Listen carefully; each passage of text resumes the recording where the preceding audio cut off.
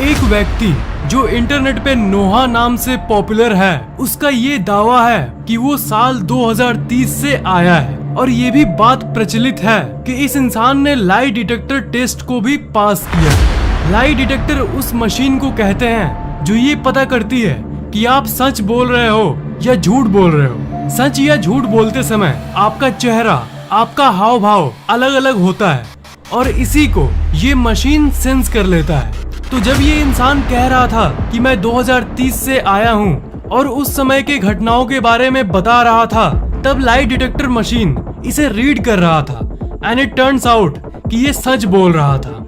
नोहा के चेहरे को कुछ प्राइवेसी रीजंस के चलते छुपाया गया है। इंटरनेट पे आपको इसकी फोटो हमेशा ब्लर्ड ही मिलेगी। नोहा ने ये कहा था कि वो पहले भी टाइम ट्रेवल कर चुका है, पर इस बार किसी कारण के वजह से फंस गया है और वो वापस 2030 में नहीं जा पा रहा है। नोहा ने भविष्य के बारे में ये कहा कि भविष्य में टेक्नोलॉजी में बहुत तरक्की होगी। सेल्फ ड्राइविंग कार्स यानी बिना ड्राइवर से चलने वाली गाड़ी एक्चुअल में आपको सड़क पर देखने मिलेगी। 2030 तक कंप्यूटरी दिमाग यानी आर्टिफिशियल इंटेलिजेंस अपने हाईएस्ट लेवल पर होगा। नोहा के इस खबर को बहुत सारे न्यूज चैनल्स ने कवर किया। न्यूज चैनल्स में पोस्ट होना, लाई डिटेक्टर्स पास होना, ये सब ये दर्शाता है कि कुछ तो अजीब है इस केस में और ये बाकी केसेस से अलग है। हालांकि कोई ये कंफर्म नहीं कर पाया है कि वो सच में लाई डिटेक्टर पास किया था कि नहीं, पर बिना आग के धुआं नहीं उठता। द मिस्टीरियस रूम विचारकों की एक पॉपुलर टाइम ट्रैवल थ्योरी ये कहती है कि जब आप उन चीजों को देखते हो जिसे भूत या आत्मा कहते हैं, तब आप एक्चुअल में पुराने समय को थोड़ी देर के लिए एक्सपीरियंस करते हो। मतलब वो पुराने समय के इंसान ही होते हैं जो आपको दिखते हैं। एग्जाम्पल दूं तो आप जिस घर में रहते हो उसी जगह आज से 100 साल पहले भी कोई ना कोई रहता होगा। तो इसका मतलब ये कि अगर आपने रूम में किसी घोस्ट को देखा तो इसका मतलब आपने 100 साल पहले की एंटिटी को टाइम स्लिप के जरिए आप उसे देख पा रहे हो। मतलब मान लो आपने अपने कमरे के कोने में किसी एंटिटी को देखा, तो असल में आप उस इंसान को किसी टाइम ग्लिच या स्लिप के चलते देख रहे हो जो सालों पहले उसी पोजीशन पर कभी रहा होगा। ऐसे ही एक डरावनी घटना मैसाचुसेट यूएस में हुई थी एंड्रिया हियरिंग नाम की एक औरत के साथ। जिस बेडरूम में एंड्रिया हियरिंग रहती थी, वही बेडरूम बहुत साल पहले एक फेमस राइटर का हुआ करता था जिसका नाम था एडिथ वॉर्टन, जिसकी मौत 1937 में ही हो गई थी। तो आप सोच ही सकते हो कि जिस घर में वो रहती थी वो कितना पुराना है। अजीब घटना ये थी, एक रात एंड्रिया सो रही थी और वो बाकी रात जैसे ही एक नॉर्मल रात थी। एंड्रिया रोज की तरह खाना खाकर अपने बेडरूम के तरफ बढ़ी। उसके साथ क्या होने वाला है उसका कोई अंदाजा नहीं था।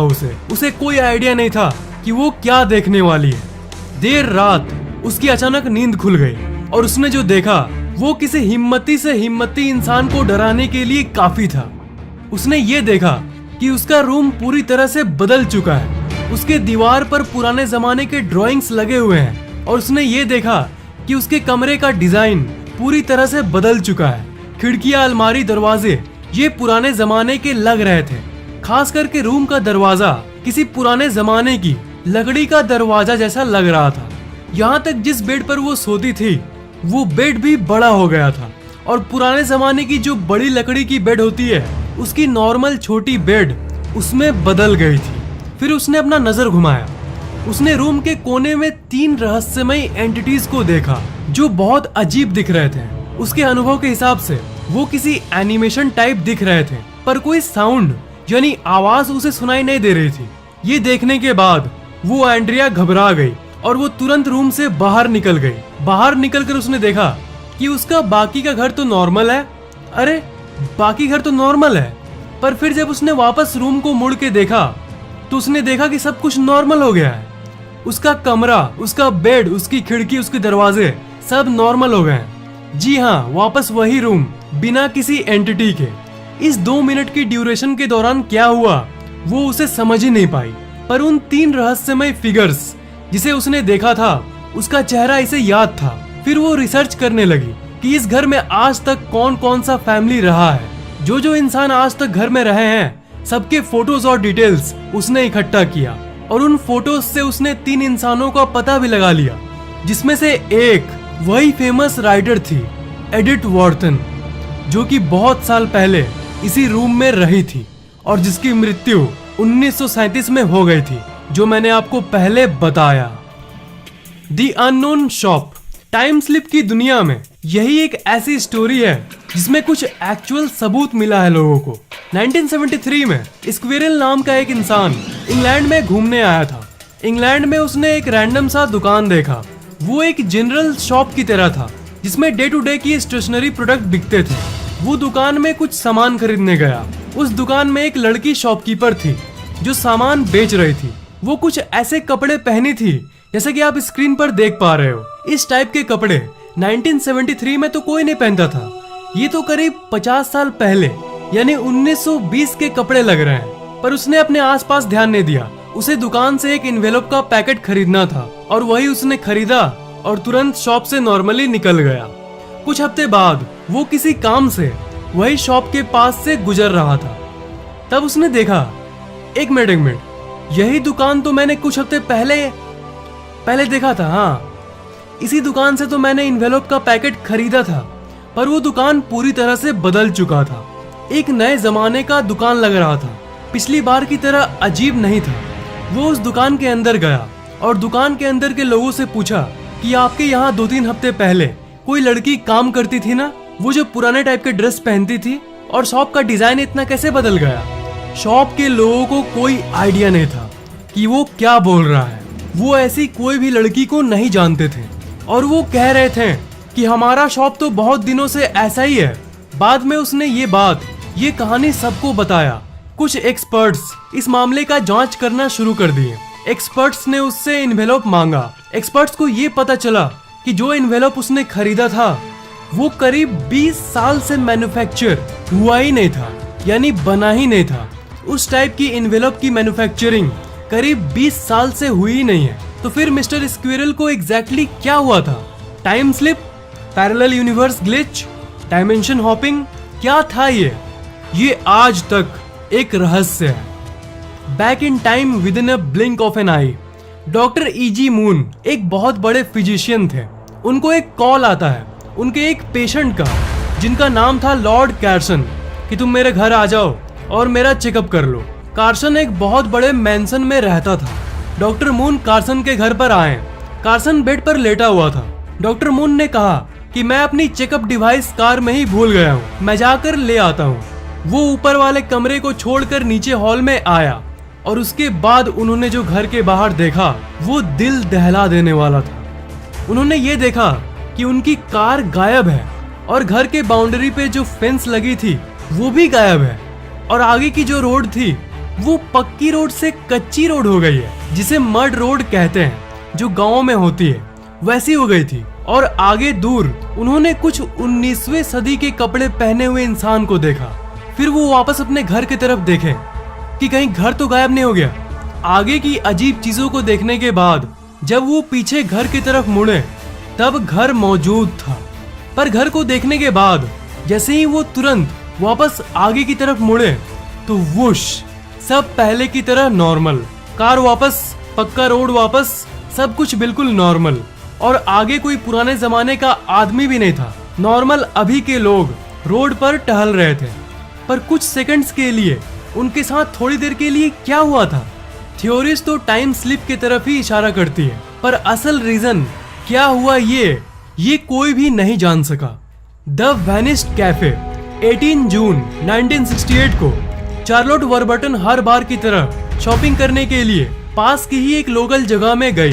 वो एक सामान्य सा ट्रिप था जो वो पहले भी बहुत बार कर चुकी थी, पर इस बार चीजें कुछ ज्यादा ही अजीब होने वाली थी।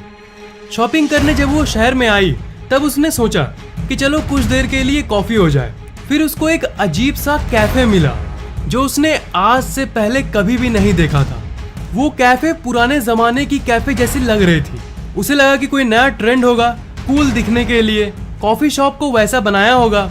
उसने ज्यादा ध्यान नहीं दिया, पर कुछ दिन बाद उसने फिर ये तय किया कि वो फिर से कॉफी शॉप में जाएगी। पर अगली बार जब वो आई तब वो देख रही है कि वहाँ कोई कॉफी शॉप मौजूद ही नहीं है।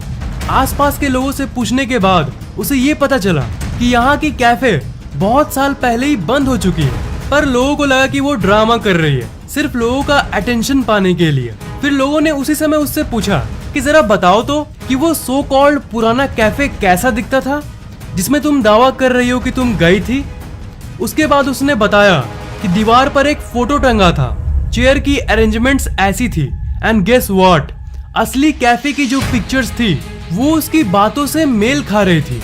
मतलब उसका जो डिस्क्रिप्शन था कैफे के बारे में वो बिल्कुल सालों पहले वाली कैफे शॉप से मिल रही थी।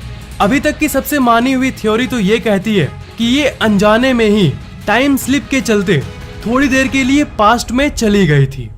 द मैजिकल होटल 1979 में जियोफ सिम्पसन्स और उसकी वाइफ और उसके दो दोस्त फ्रांस घूम रहे थे। उन्होंने बहुत सारे जगहों को देखा और जब वो घूमते घूमते थक गए तब उन्होंने होटल बुक करने का सोचा। एक जगह उन्हें एक बहुत अलग दिखने वाली एक अजीब सा होटल दिखा। उस होटल ने इनका ध्यान खींच लिया और उन्होंने उसी में रहने का प्लान बनाया। जब वो होटल के अंदर गए तब उन्होंने देखा कि होटल के स्टाफ बहुत अजीब से पुराने जमाने के कपड़े पहने हुए हैं और होटल का डिजाइन भी कुछ वैसा ही है। उन्होंने रूम बुक करने के लिए स्टाफ से बात किया, पर स्टाफ ने कहा कि कोई रूम खाली नहीं है। पर स्टाफ ने यह भी कहा कि आप लोगों को कोई दूसरी होटल ट्राई करनी चाहिए, हो सकता है कि उसमें रूम खाली हो। उसके बाद वो लोग दूसरी होटल में चले गए, पर ये होटल भी पिछले जैसा ही कुछ पुराने जमाने का लग रहा था। उन्होंने स्टाफ से पूछा कि क्या यहाँ पर रूम खाली है। लकीली उनको इस दूसरे होटल में रूम मिल गया और पूरी रात उन्होंने उसी में गुजारी। उन लोगों को फोटोज खींचने का बहुत शौक था, इसलिए उन्होंने होटल के बहुत सारे खूबसूरत फोटोज भी खींचे। दूसरे लोग जो दूसरे रूम में से आ जा रहे थे वो पुराने स्टाइल के कपड़े पहने थे। ये बात उन लोगों को अजीब लगी, पर उन्होंने उतना ध्यान नहीं दिया। पूरी रात वहीं बिताने के बाद वो लोग अगले दिन फिर घूमने चले गए। पहले दिन जैसा ही उन्होंने बहुत जगह घूमा, फिर वो वापस होटल में आने लगे। गाड़ी के विंडो से जब उन्होंने बाहर देखा तो उन्हें एक बड़ी सी खाली ग्राउंड के बदले और कुछ नहीं दिखा।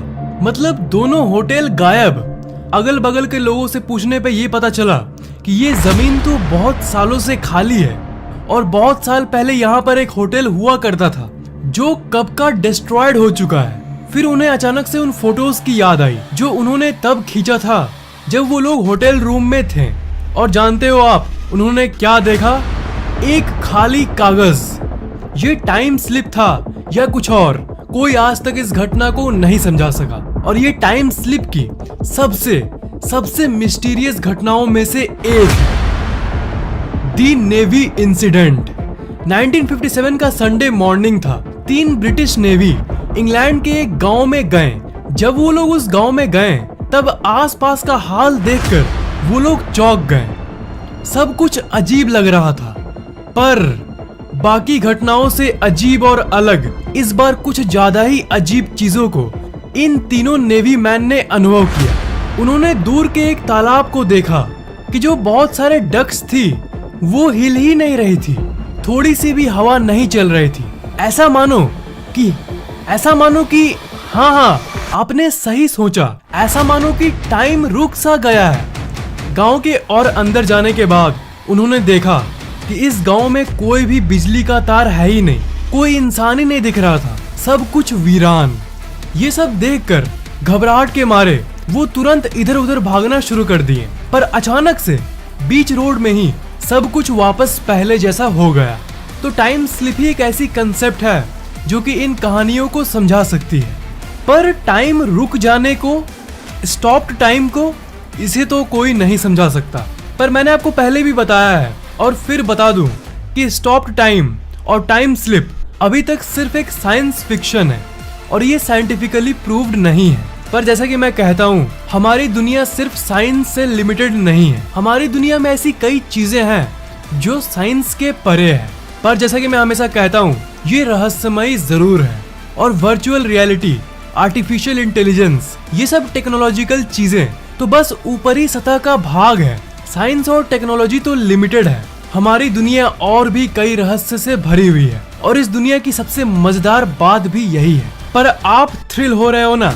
बस आपको जब तक मजा आ रहा है ना वीडियोस में, बस वही तो मैं चाहता हूँ। आपके अंदर एक खुशी, एक एक्साइटमेंट देखना चाहता हूँ। क्या ऐसी घटनाओं की कहानियों का अगला पार्ट आप चाहते हो? नीचे कमेंट करना मत भूलना, जरूर कमेंट करना। इस वीडियो को लाइक करना बिल्कुल भी मत भूलना और शेयर जरूर कर देना। और अभी तक सब्सक्राइब नहीं किए हो तो सब्सक्राइब जरूर कर लेना और बेल आइकन को तो भूलना ही मत, उसे जरूर दबा देना।